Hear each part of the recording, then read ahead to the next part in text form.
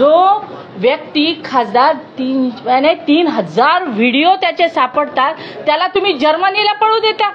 तुमच्या आशीर्वादाशिवाय ते जर्मनीला पोरगा जर तुम्हाला कळलं होतं, कारण त्यांचं नाव आहे देवेंद्र गौडा यांनी जर तुम्हाला पत्र पाठवलं होतं, तुम्हाला सांगितलं होतं की अशा पद्धतीचा हा व्यक्ती आहे, तरी तुम्ही अलायन्स करता.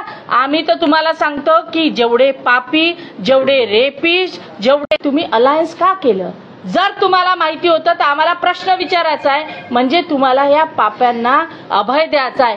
आज यांच्या आशीर्वादाशिवाय तो जर्मनीला गेला नाही. आम्ही तुम्हाला सांगते, त्या आंदोलनाचं मी सांगते की मी नसताना सुद्धा मला त्यांनी शोधून काढलं.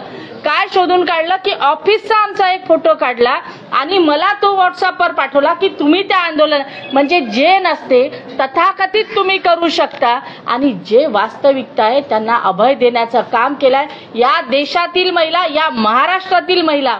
आमची सर्वांना सांगणं आहे की याच्यावर जर कडक कारवाई तुम्ही केली तर ठीक आहे, अन्यथा या देशातली महिला काँग्रेस तुम्हाला कायम रस्त्यावर दिसेल.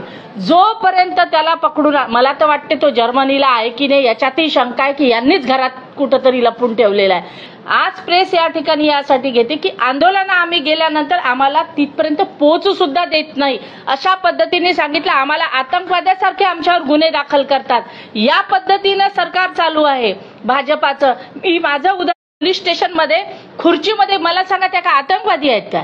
त्यांना खुर्चीमध्ये बसून फोटोग्राफर बोलवून त्यांचे फोटो काढले, चुकीचे नाव घेतलं की आमच्या रुपालीताई चाकणकर ह्या चक्क ऑफिसमधूनच प्रचार करतायत. अशा पद्धतीचं दडपण ठेवणारे हे पक्ष आहे.